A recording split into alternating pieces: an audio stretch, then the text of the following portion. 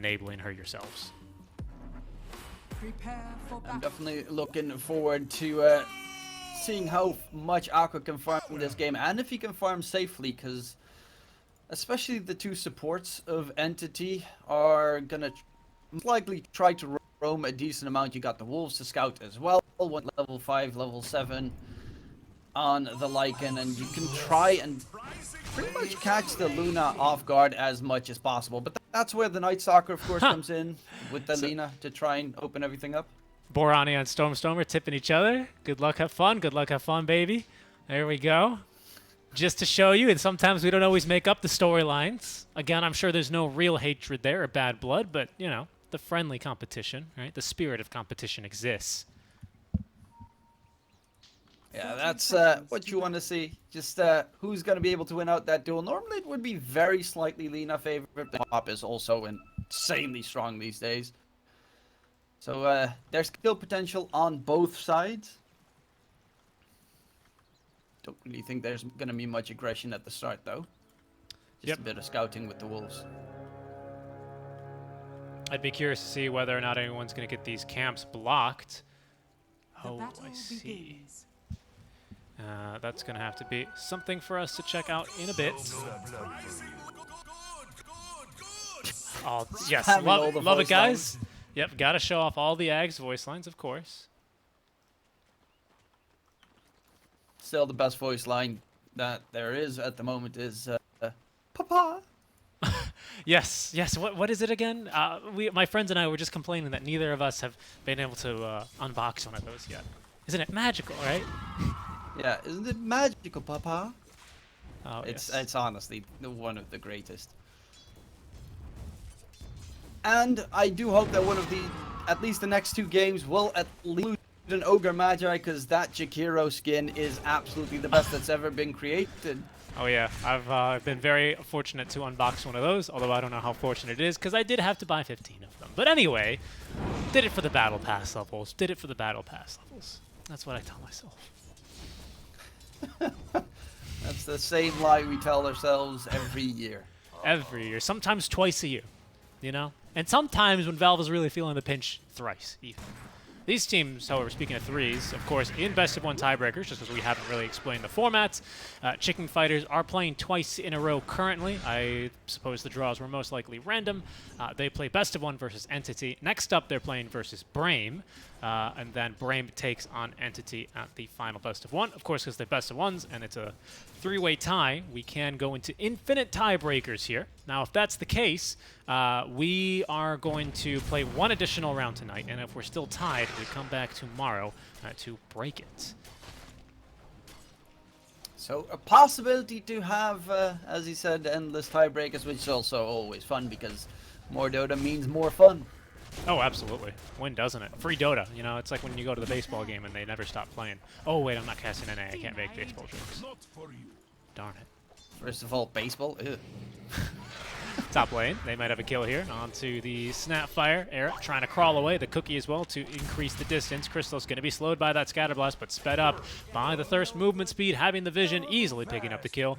And that bounty for first blood. Mid lane going very close between the two sides as well. Just don't want to let anything happen just yet. But first blood's always nice for a Bloodseeker. You get those the quick phase boots. Then your top lane is in trouble for the chicken fight side, especially the Snapfire. Like Night Stalk at that point, you'll have nighttime, so you're a lot fast dodge and run away. But the Snapfire is not necessarily one of the heroes. Yeah, and Nyx is actually really struggling to make too big of a difference in this lane. Katomi is doing a great job, I will say, making sure that Pexu's not able to get these free pulls off. That's something Nyx can easily do because he is quite tanky, but he's not really able to get in there and trade auto attacks. 2 reasons, of course, Lunar Blessing level 2 and Curse of Avernus level 1. Even that single level is very, very punishing. So Aqua having a very comfortable time in this bottom lane. That being said, of course, Toby playing one of the heroes with, I think, one of the highest base attack damage in the game, 61 with a Quelling Blade. Not bad at all. So he's keeping up. 61, that's a decent amount. I would assume first is Treant and second probably Shadow Shaman? Shaman's up there. Like a truck. Perhaps Night Stalker is, but it's hard to tell because Shiba is already off to a pretty good start. Not too much CS to his name, but already the Bracer online in the Quelling Blade. It means that he's, you know, a Bane is not going to be able to deny him, even if it is Fishman Bane. It's a fairly silent game. Bexu's actually being forced away from the bottom lane, looking to either suicide or run all the way back to base. Right now, Aqua in a tough spot because, I mean, Lycan is not a hero that can really kill you until he gets either his Helm of the Dominator or he gets Shapeshift. But if a Nyx Assassin can get you, get those Wolves blocks coming in, Aqua could be in trouble. And yeah, bottom lane is running out of regen quickly. What a stun. Bexu, big double stun. Yeah, that's the thing of beauty. The Wolves as well coming through. They want to go for Aqua first because he's got lots of damage. They're not going to quite get it. The Wolves diving the tower as they will be able to at least get the Nyx Assassin. And Pexu with the Aphotic Shields is going to be able to, so far, make that quite big a difference in that bottom lane. Crystallis, though, with another kill onto Ira. And onto Shiba they will go. So another Blood right here in 2 seconds, but they don't have the Nightmare to set it up. So Shiba's going to be allowed to just walk it off. Double Bracer, and he is still being a part of me, very bullied. Yeah, the very big problem for Chicken Fighters is the fact that 2 of the Chicken Fighters lineup bottom lane are very low in HP, which gives, of course, the Bloodseeker massive thirst. And at that point, you're pretty much screaming at your teammates, please heal up. We can't lane against a thirsty Bloodseeker. And they're just going to go right back for Ira. Shiba, he was willingly to walk back into, pardon me, that Bloodrite. Didn't have any spells to cast anyway, but also didn't really make much of a difference when it came to saving the life of his ally. His bot lane, Stormstormer with the first rotation, picks up a double kill on the Sonic Wave rotation. That'll get some tips out from his teammates. A 5-1 opening so far from Entity.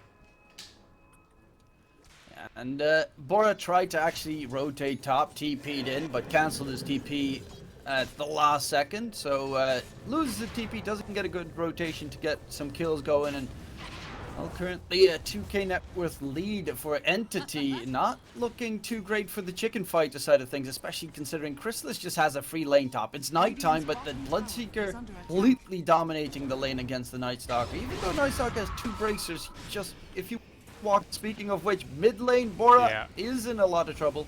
Yeah, simple rotation. All it takes there for the Nyx to set that one up. Gets the Laguna Blade off at least before Brania goes. They're going to tip her for that, as Fishman is going to be blasted and eviscerated following the Laguna Blade. So Scatterblast will pick it up, but doesn't get any XP for it. I guess just wanted something for his life. Best of ones, you know, so you get to just kind of go all out on the tips early, I think. That's the strategy. That little bit of BM. Of course, Chicken Fighters, you know, if they lose this, or Entity lose, they still have another chance. Pretty much the first team that loses both best of ones is out. As long as you win one, you have chances for another round. Exactly. That's the important part. Just don't want to be the team that loses twice. So then everything gets a really, well, things don't just get scary from there, things get a little bit sad, because then you're not getting promoted. But, you know, we should say it's a 3-way tie for first and second, and I suppose third would be accurate as well in that degree. But first and second is where the teams want to be. Promotion to the next season's upper division, of course, is going to be something not to pass up. Very coveted slot there amongst the best Dota2 teams in the world, as there's a rupture for Shiba. And I dare say they have this kill pretty easily. That they do. Fishman. The reason they picked the Seeker. Yeah, exactly. It's just free kills over and over and over again. And it's going to feel real amazing. Down bottom, another rotation from Stormstormer. Could barely catch it. He just TPs so quickly. A simple Nyx stun sets it up. And they have another double kill here for Stormstormer, his second of the game. Actually, didn't get the double kill, pardon me, but he's still 3-0-2 regardless. And off to an amazing start. Dire's middle tower is under attack. Yeah, second in net worth, though. Bora isn't that far behind, but does definitely not have the same impact to help out as his opposing mid laner. And currently Toby is level 6. He's getting the Helm of the Dominator delivered as well. So yeah, Aqua kinda just needs to dip out of that bottom lane, because you're just gonna get charged at and completely mowed down if you stay. Yep, at mid lane, you know, the the Snapfire just doesn't bring quite the same threat towards the Queen of Pain as, for example, the Nyx Assassin brings towards the Lina. So even though there is a gank towards that mid lane, or quote-unquote a gank, a rotation from the mid lane or whatever, not going to really pan into anything. There's a ward now to cover Aqua's kind of retreat into the jungle, but we have our eyes top lane where Borania is going to rotate. They're going to try and get some revenge onto Crystal as he has himself a Rupture. We'll drop it onto Shibe, who's going to bleed a little bit thanks to the cookie, but who's really going to be bleeding is Crystallis as he is ripped open by the Laguna Blade and taken down. And finally taking down Crystallis, kill streak 380 bucks for Bora. He's among the top currently, but the problem is that Sibit and Nightstalker is a terrible farming hero. So he needs to just start dominating. But it's almost daytime again. Does have his level 6, but they're going to need to start rotating and to peel off these supports, because the cores are going to be very tough to kill the Lycan and the Bloodseeker. It's a really nice play, actually, by that Nyx. I've never thought about that. Oh, Pexu, get the... Oh, he tried to deny himself. I thought he was going to go for the bounty.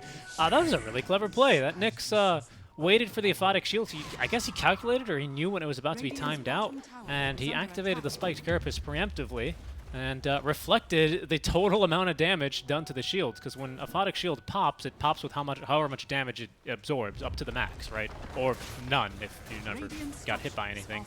And yeah, you reflect that as Nyx. That's... Huh. I mean, it's obvious when you say it, but it was really, really quite clever. Oh, there's the power of a Nyx Assassin coming in, going for Bora, but a nice two-man stun. Sonic Wave, Bora still gets blown out. Aqua, though, he's fighting, but Stormstormer, he's just too fast again. Both teams with that exact same ward on the cliff. Still, Bora is going to end up taking that death. His second of the game, 1-2-1. Starting to really fall behind now, at least when you compare him to Stormstormer. If you've got that nice high ground ward, you kind of need to put down a sentry nearby just to be able to scout out a Nyx Assassin in Vendetta. Because that is pretty much the bane of anyone on the Chicken Fighter side. You have him jumping in. Actually, Crystallis, another Rupture onto Zippy-Top. Oh, yeah. He's going to Rupture. He's going to go ahead and just stand in a very awkward spot where no one can reach him. And Entity go, all right, that seems fair. Fair enough. We got your ulti out. We'll let you live. Mid lane, they might try instead. Just making sure that they dispatch up the wagon. Aqua was getting in a couple of tower shots there, and you do need to force him back. Make sure he can't get much out from that. Kiss the top lane, actually, because they're going for Crystals, and they're going to get it. Once again, the crimson-red tides of blood will turn against Crystallis. There's 2 Ruptures now. He has tried and failed to get a kill here onto this off-lane Nightstalker. Next time, though, it's going to be looking a lot better. There will be no kisses and no Dark Ascension for some time. Yeah, the Bloodseeker definitely is a hero that needs an early BKB, not necessarily the most survivable, just very fast if the enemies are low, which is the only prime point on the hero. Yep. And Kataomi just lurking about again in his Vendetta, looking for anyone to make a misstep right behind that Lycan. Let me tell you, if you start losing the game real badly, this weird thing happens where you don't kill enemy heroes, and if they don't die, they don't get very low, and you don't move very fast, and you make for a very sad Bloodseeker. So that's something to be avoided, but still with a pretty positive start. And it's going to be Crystallis. He's got the full Maelstrom online and into that BKB, like you're saying. One of the fastest farmers in the game, genuinely. I mean, Bloodrite is ridiculous. This is just a crazy ability for farming and even kind of fighting. So he will be very, very quickly looking to stay ahead of the Luna. Normally, I would say catch up to the Luna, but actually not that great of a start for Aqua. The Bloodseeker also went for more of a fighting build, 3 points in Blood Rage Thirst, so didn't really focus on leveling Bloodrite out. I mean, I kind of get it because they've just been dominating for the most part.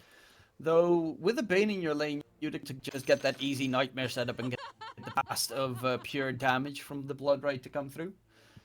But nonetheless, they chose to go for a different route, and honestly, because of that ridiculously good early game where the Snapfire of Era pretty much was caught in an uncomfortable position every single time, he does not get punished.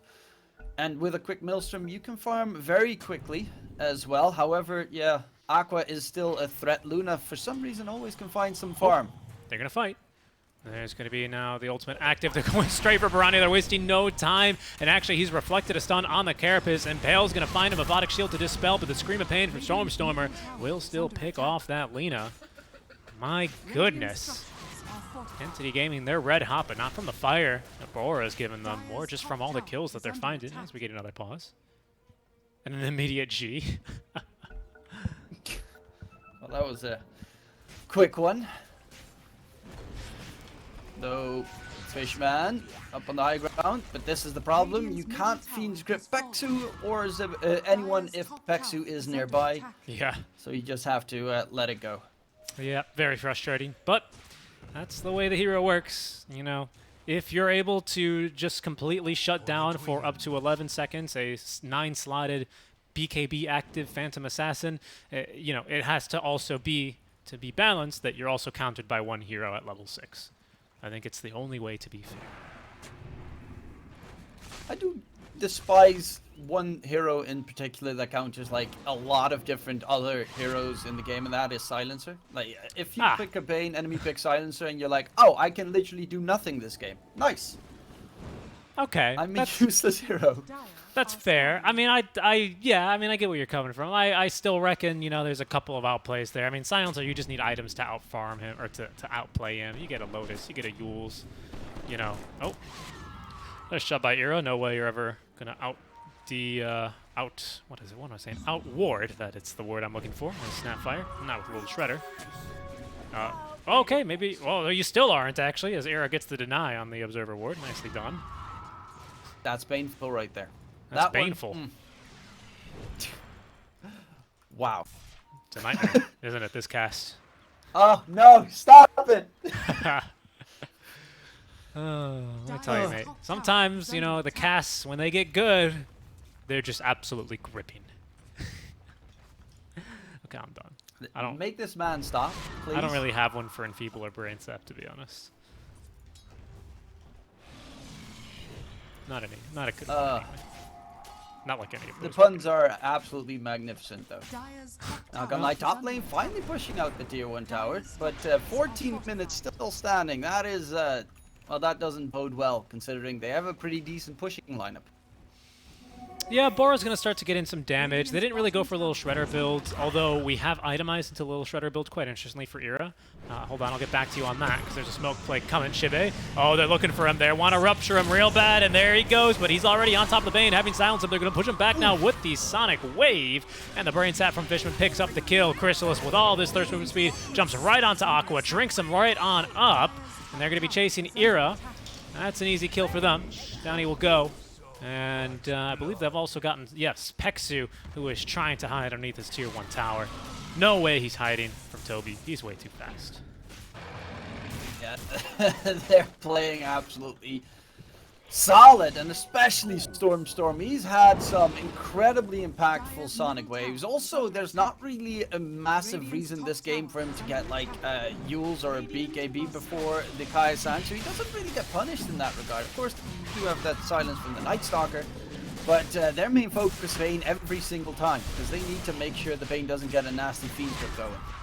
Yeah, really good points. Didn't even have to use one in that fight, so Fishman quite confident with the rest of his boys in the Roche pit. They're going to make the jump from now, but Roshan's already falls. He's been cleaned up with the Luna Blade. Bora on the run yet again, trying to dodge the Impale, but he's juked himself there. They did at least get out the spiked Carapace. Bora's going to turn with the wand active, still ends up falling to the likes of Stormstormer, and finally there's the grip. Canceled pretty quickly, though, of course, by the Aphotic Shield of Abba, but Aqua still in a spot of trouble here as the Wolves are chasing him down. They're going to lose the vision, though, and lose the desire to go for that kill. This time around, Toby without Shapeshift, not easily able to nip at their heels. So it's going to be a 3-for-1 trade. Buyback, but with Aegis, Entity, I think they're going to be feeling, pardon me, pretty happy with that. That was a pretty solid fight. They didn't have their ultis available on the side of Entity. Then they become a lot weaker, especially as you mentioned that Lycan without Shapeshift. The creeps are nasty, but they're too slow to really stay on top of their opponents, which gives the rest of the team a chance to back off. And of course, Peksu kept his Aphotic Shield the entire time to make sure that he can interrupt the Fiend's Grip. And immediately, the moment Fiend's Grip was used by a bot back Bane, it gets cancelled and they yeah. walk away on the side of Chicken Fighter. So a very solid move from Pexu. On the other hand, you know, the Mortimer's Kisses from Era as well did a ton of damage, and Katami, he already used his Spike Carapace right beforehand. If he kept that Spike Carapace a little bit longer, that could have been a massive change. Toby's just going to go try find Era and kill him. Unfortunately, he has guessed the last remaining place that he would remain, and they're going to be just shy on getting that kill. Tower is still going to go down regardless as they keep the wagon alive, and of course, Toby has got himself the Ancient Thunderhide. Look at how fast this boy is. Over 200 It's going to be damage. a very long cooldown, though.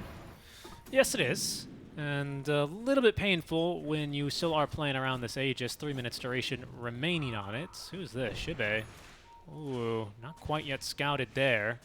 There's a sentry here as well that the Nyx would do well to avoid. Of course, he doesn't know about it. So he might just end up walking right back on up. Shibe's camping underneath the sentry, though, as it does provide relative safety. But Entity are more interested in continuing to push with this first Aegis. It is a rather interesting choice to see the Night Stalker go for the Echo Saber, especially because his lane did not go that well. Normally you see that item being picked up on the Night Stalker. If you got that more aggressive performance going in where you are winning your lane and you can make plays, but currently I think, you know, BKB, even though it's not a great BKB game, Blink Dagger, for instance, would also be great just to get on top of the Bane or Quap immediately at the fight instead of getting Nightmared. I mean, BKB is a nice item, but it's actually not that good for the fights this game against a Sonic Wave, Fiend's Grip, and Rupture. Yeah, especially because you cannot give a Photic Shield to... I think you cannot give a Photic Shield to a spell immune target. I'm not sure... Yeah, I'm pretty sure, because you can't press the attack them. And I believe you wouldn't be able to provide a Photic Shield either. I will have to demo that. Yes, I think so. This could also be referring to Pierce's spell immunity. It could be referring to the magic damage. Of course, it is extremely unstable. Radiant structures are It's One of those. It's one of those unique interactions where you never know, where your ally pops BKB, immediately starts getting Fiend's Gripped, and then he's like, "Why didn't you Aphotic Shield me?" And you're like, "Well, little did you know, Radiant's top tower is under attack. I cannot cast my Dota magic is a on you." weird game. I mean, there's so many interactions that so many people still... You need to practice every hero, play, you know, 500 games on them, and then you might have a slight understanding of how the hero works. True. There's a lot of weird ones with AA and all the force movement in the game. Shibe, once again, is just barely dodging out. I mean, he's done so well to continue farming around these constant hit squads that they're sending out for him. Here is in a great position here as well, defensively positioned in the trees. They're going to scout him now, and I think he is just about dead to rights. Impale, indeed, down he goes. So there was an effort to keep him alive from Pexu, but just that, just an effort. They're going to keep Pexu low on HP. They're actually going to try and body block him. There's the Nightmare to hold him back, and nothing Borania can do there. Just a brief stun onto Stormstormer, but that's not stopping him. In fact, he's up to the high ground. How far will he take this? Not very, as he's immediately back down. Radiant structures are Well, the plus side is he pulls the creeps away from the top lane, so top's also going to get auto pushed in at the same time. Good point. Really good point. Stormstormer will And take... that's the last outer tower they need. Radiant's middle tower has fallen. They're going to feel pretty confident about this. Shibe, he's went for Echo Saber, and he's trying to farm up this shard. You know what? Unironically, this is such a hard counter to the Lycan. Hunter and the Night active allows you to just eat a creep, can't target Ancients during the daytime. During the daytime. During the nighttime, oh boy, is he going to be gobbling up this Helm 2 creep. That's actually a pretty heads-up move to pick that one up. You get a lot of gold for taking down an ancient creep as well. Oh yeah, and nice, like, the entire helmet. The heal is going to be so good as well, not to mention. You will be ruptured most likely when you're trying to use this. And most likely as well, the ancient creep will be shapeshifted. So you got to be careful you don't run yourself to death because the creep's probably going to be faster than you. Kind of awkward for a Hunter in the Night, but it'll be a pretty cool interaction if he actually manages to live. There he goes, showing it off.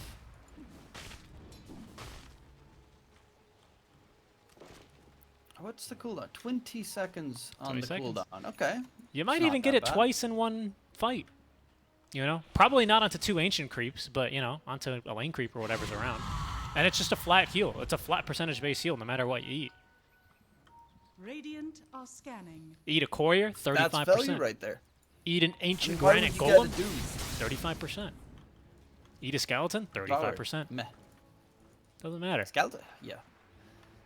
Skeleton, yeah, it's got all that calcium in there for you. That's what heals them up. Gotta fix those bones Absolutely. Aqua, before big you get mowed bones. down. He's looking to rattle some bones now. He's got himself a BKB online and ready to go, and a fight about to break out here. As into the triangle goes Entity. There's going to be the Sonic Boom, silencing up Piranha, forces the BKB. Rupture as well onto Bora. Shebe, he's out here fighting. He's already eaten a creep, and it's done good work, but Aqua is forced to just stand and fight, and it's gone poorly for him, to say the least, because he's dead. Shebe in some trouble now, runs himself away. Over the trees he goes. Ira as well, trying to make it out of here alive, but once again, Stormstormer blinks in for the double kill with the DD, and the regen both active from the Aegis being reclaimed.